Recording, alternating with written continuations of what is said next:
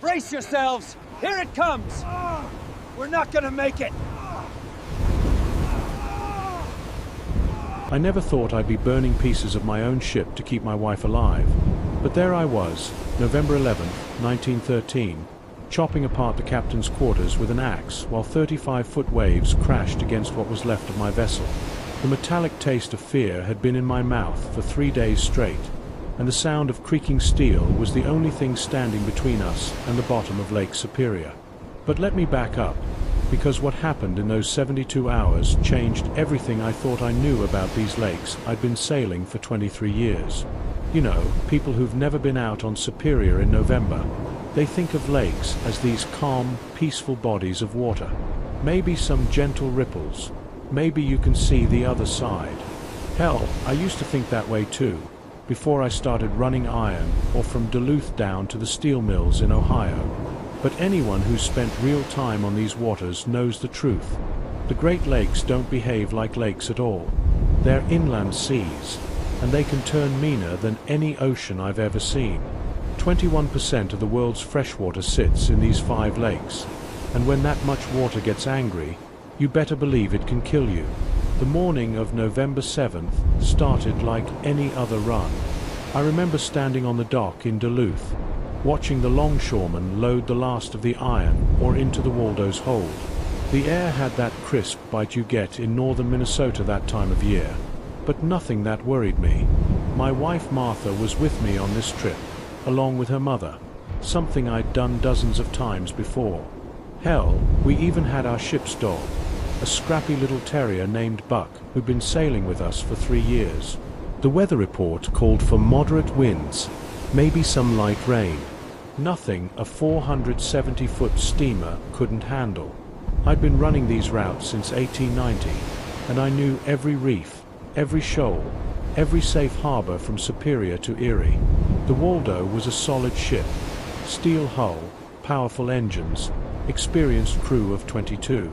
We'd weathered plenty of November storms before, but if you've ever had one of those moments where everything just felt off, you'll understand what I mean when I say something in my gut was telling me this trip was different. The barometric pressure had this weird feel to it, like the air itself was holding its breath. As we cleared Duluth Harbor and headed east across Superior, I remember thinking how calm the water looked, almost too calm for November. The surface was like dark glass, reflecting the gray sky above us. You could smell the iron or dust in the air, mixed with that particular scent of cold lake water that anyone from these parts knows by heart. Martha came up to the pilot house around noon, bringing me coffee in that chipped ceramic mug I'd been using for 15 years. "Johnny," she said. She was the only one who called me that. "The crew's talking about weather coming in from the west. You worried?" I should have been. God help me, I should have turned that ship around right then and there. Because while we were enjoying our peaceful crossing, about 200 miles south of us, something was brewing that would make the Galveston hurricane look like a summer breeze. Cold, dry air was rushing down from the Canadian prairies, and warm, moist air was pushing up from the Gulf of Mexico. When those two air masses hit each other over the Great Lakes, they were about to create something meteorologists had never seen before on inland waters. But that wasn't even the strangest part of what was coming our way.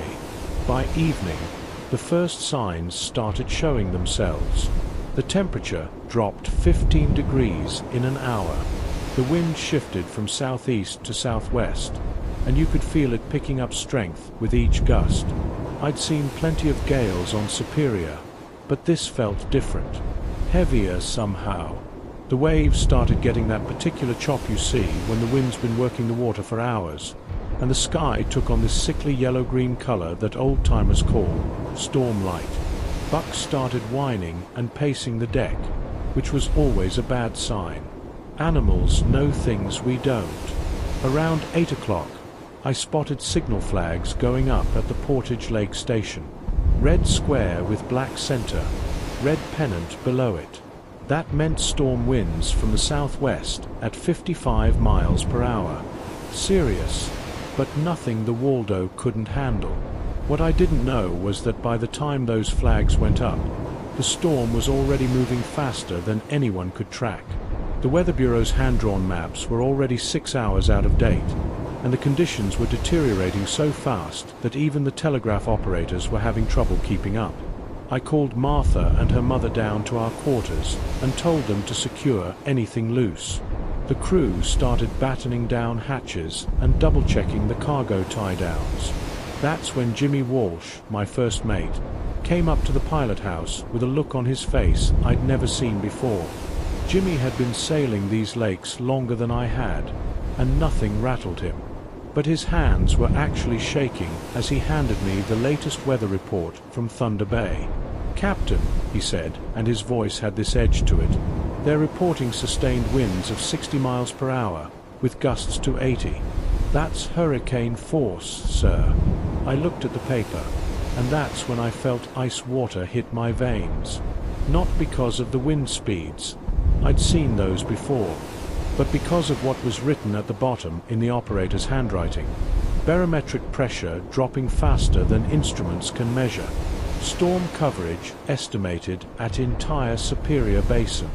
If you've ever been in a situation where you realized you were in more danger than you initially thought, you know that moment when your whole body just shifts. Your heart rate jumps, your mouth goes dry, and every sound becomes sharper. That's exactly what happened to me reading those words, because if the storm covered the entire basin, there was nowhere to run. But what happened next changed everything we thought we knew about these lakes. By 10 o'clock that night, we were fighting for our lives. The wind hit us like a physical blow, howling across the deck with a sound I'd never heard before, like a freight train mixed with screaming. The waves went from manageable swells to towering walls of black water in less than an hour.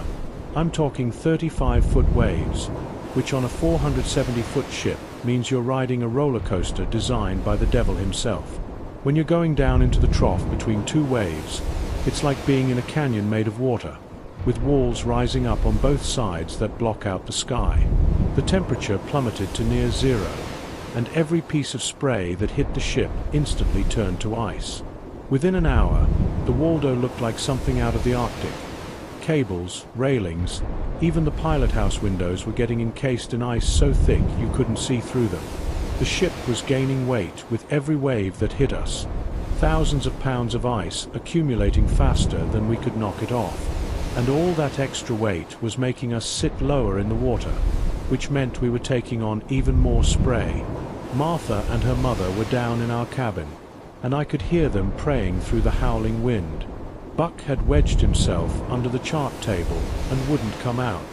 Jimmy was trying to maintain radio contact with shore stations, but the static was so bad we could barely make out every third word. And then, around midnight, everything got worse. I was steering by compass alone. Visibility was maybe 10 feet in the driving snow and spray.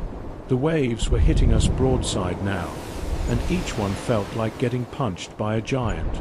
The ship would roll so far to port that I thought we were going over, then snap back to starboard so hard that anything not bolted down went flying. That's when I spotted what I thought might be salvation, the outline of Manitou Island, maybe 3 miles ahead. If we could get into the lee of the island, we might have a chance to ride this thing out. But just as I was plotting our course to the island, a rogue wave, and I mean a monster, had to be 40 feet high, came out of nowhere and slammed into our starboard side. The impact was so violent it lifted the entire ship out of the water and threw us sideways like we were a toy. When we came down, the pilot house just exploded.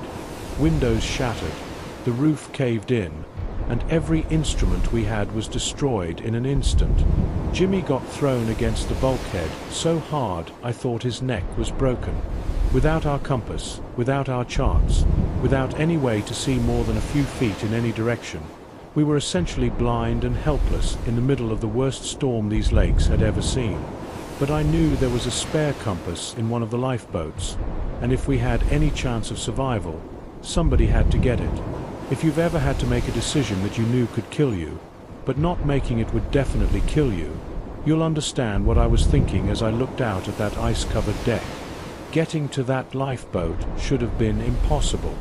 The deck was a sheet of ice so slick you couldn't stand up, and every few seconds another wave would crash over the rail and send thousands of gallons of freezing water across the ship.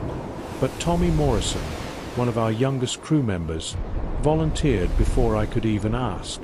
I'll never forget watching that kid crawl on his hands and knees across that deck, timing his movements between waves as the ship rolled and pitched like a wild animal. It took him 20 minutes to go maybe 50 yards. 20 minutes of crawling, sliding, grabbing onto whatever he could find, while walls of water crashed around him and the ship bucked and rolled beneath him. When he finally reached the lifeboat, he had to use his bare hands to break the ice off the cover. His gloves had frozen solid and he'd had to tear them off, but he got that compass and somehow made it back to what was left of the pilot house. With the spare compass, I managed to set course for Manitou Island again.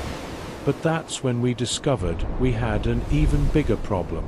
Just west of the island, barely visible on our charts, was a tiny islet called Gull Rock, basically just the tip of an underwater mountain, sticking up maybe 30 feet above the lake surface.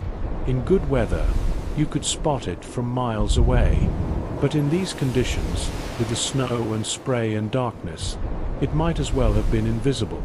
I knew it was there. I'd passed it dozens of times over the years. But knowing where something is and being able to avoid it in a hurricane are two very different things. And then, as if the storm hadn't already thrown enough at us, our rudder cable snapped. Just like that, the Waldo became unsteerable. We were at the complete mercy of the wind and waves, drifting toward either salvation at Manitou Island or destruction on Gull Rock. At 2:30 in the morning on November 8th, we found out which one it would be. The impact with Gull Rock felt like the world exploding. 1 second we were fighting through the waves, and the next second there was this tremendous grinding, screaming sound of steel tearing apart. The bow lifted up and came down on the rock with such force that it crushed the forward hull like an empty can. Everyone on board got thrown around like rag dolls. I hit the pilot house wall so hard I saw stars, and I could hear Martha screaming from down in our cabin. But as catastrophic as that collision was, it gave me an idea. If I kept the engines running at full power, maybe I could keep the bow wedged on Gull Rock. The alternative, being thrown back into the open lake with a damaged hull, would definitely kill us all. So I gave the order to maintain full steam ahead, even as I could hear the steel hull groaning and starting to buckle under the strain. For about an hour, it actually worked. The bow stayed firmly planted on the rock, even as the waves continued to pound us. But all that pressure on the already damaged hull was taking its toll. I could see cracks forming along the deck, and water was starting to seep in through the twisted steel plates. That's when I made another desperate decision. I ordered the crew to deliberately flood the lower compartments. I know it sounds crazy, flooding your own ship to save it, but the extra weight would help keep us anchored to the rock, and we were taking on water anyway. Better to control how much and where than to let the storm decide for us. So we opened the seacocks and let Superior rush into the Waldo's belly. The ship settled deeper onto Gull Rock, and for a moment I thought we might actually survive this thing. That's when the real nightmare began, because just as I was moving everyone to the safest spot I could find, a small interior room just below the main deck, near the bow, the crack in our hull gave way completely. With a sound like thunder, the entire stern section of the Waldo broke off and disappeared into the black water, taking our engines, our power, and any hope of rescue with it. We were stranded on a rock in the middle of Lake Superior, in the worst storm in Great Lakes history, with no power, no heat, and no way to signal for help. If you think that's the worst it got, you haven't heard anything yet. 24 people crammed into a space barely big enough for 12. No heat, no light except for a couple of oil lanterns, and the temperature outside dropping below zero. The wind was still howling like a banshee, and every few minutes another wave would hit the remains of our ship and shake us like we were inside a tin can. Martha and her mother were holding each other in one corner, both of them pale as ghosts but trying to stay calm for the crew. Buck had curled up between them, shivering uncontrollably. That's when our engineer, Pete Kowalski, came up with the most brilliant improvisation I've ever seen. He remembered that the captain's quarters had a cast-iron bathtub, and if we could get it out and flip it over, it might make a decent stove. So while the storm raged outside, Pete and 3 other crew members crawled through the wreckage to my old cabin and somehow managed to detach that tub from its fittings and carry it back to our shelter. Then they kicked the bottoms out of several fire buckets to make a chimney, flipped the tub upside down, and built a stovepipe leading out through one of the portholes. Using pieces of the ship itself as fuel chairs, tables, anything wooden they could find, they got a fire going inside that makeshift stove. It wasn't much heat, but it was the difference between freezing to death and maybe lasting until help came. For 3 days, we lived like that, taking turns feeding wood to our improvised stove, melting ice for drinking water, and trying to stay hopeful while the white hurricane continued to rage around us. The storm was so massive that it covered all 5 Great Lakes at once. Ships were going down everywhere. The Charles S. Price, the Regina, the Hydrus. By the time it was over, 12 ships would be at the bottom of the lakes, and 250 people would be dead. But we didn't know any of that at the time. All we knew was that we were alive, we were together, and we were going to do whatever it took to stay that way. Martha organized the rationing of our meager food supplies. Her mother, despite being in her 70s, kept everyone's spirits up with stories and songs. The crew took shifts watching for rescue boats and maintaining our little fire. And Buck, well, Buck just kept us all sane by being the one normal thing in our completely insane situation. If you've ever been in a life-or-death situation with people you care about, you know how it changes you, how it strips away everything that doesn't matter and shows you what really does. And what I learned in that little room, listening to the storm try to kill us, was that survival isn't just about staying alive. It's about staying human. On November 11th, the storm finally broke. The wind died down to maybe 20 miles per hour, and for the first time in 4 days, we could see more than 50 feet in any direction. That's when we heard the most beautiful sound in the world, the engine of a rescue boat cutting through the waves toward Gull Rock. 2 crews had been trying to reach us for days. One from Eagle Harbor had gotten within 8 miles before their small boat became so encrusted with ice that the rescuers literally froze to their seats and had to be chopped free with axes. Another team from Portage had traveled more than 80 miles through inland waterways to approach from the south side of the peninsula. These men risked their lives to save people they'd never met, because that's what you do on the Great Lakes. You go out, even when you might not come back. When they finally tied up alongside what was left of the Waldo, the whole ship was so covered in ice that it looked like a glacier.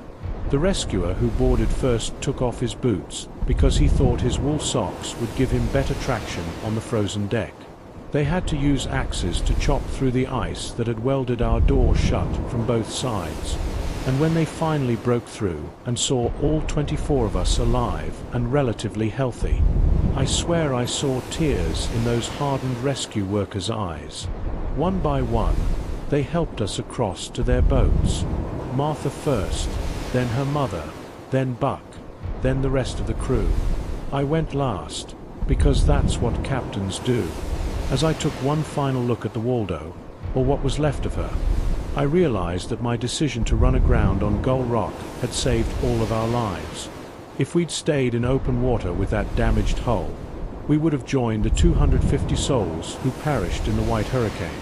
The Waldo stayed on Gull Rock until the following spring, a frozen monument to the worst natural disaster in Great Lakes history. When the final tallies were done, 19 ships had been destroyed and another 19 stranded. The economic damage was nearly $5 million. That's $149 million in today's money. But more than the ships, more than the cargo, It was the human cost that really hit home. Fathers, brothers, sons. Entire families wiped out in 6 hours of absolute hell. In 2013, meteorologists used modern computer modeling to recreate the White Hurricane, and their findings were staggering. Wind gusts over 80 miles per hour, waves up to 36 feet high, and hurricane force conditions that lasted for 20 hours on Superior, 16 hours on Erie, 13 hours on Michigan, and 10 hours on Huron. It was literally an inland hurricane, something that wasn't supposed to be possible on freshwater lakes. But here's what those computer models can't capture. The sound of your wife praying while your ship breaks apart beneath you. The feeling of making life or death decisions with incomplete information and no good options. The way ordinary people become heroes when there's no other choice. The way a disaster that should have killed everyone instead brought out the absolute best in the human spirit. I sailed the Great Lakes for another 15 years after the White Hurricane, and I never stopped respecting the power of those waters. Because I learned something that night on Gull Rock that every sailor needs to know. It's not the storm that defines you, it's how you respond to it. And sometimes, when you're facing the impossible, the only way through is together. If you've ever been through something that changed your life forever, drop "hurricane" in the comments. And if you know someone who lives near the Great Lakes, share this story with them. Because these waters demand respect, and respect starts with understanding what they're capable of. The White Hurricane was 110 years ago, but the lakes haven't forgotten how to make storms like that. And neither should we.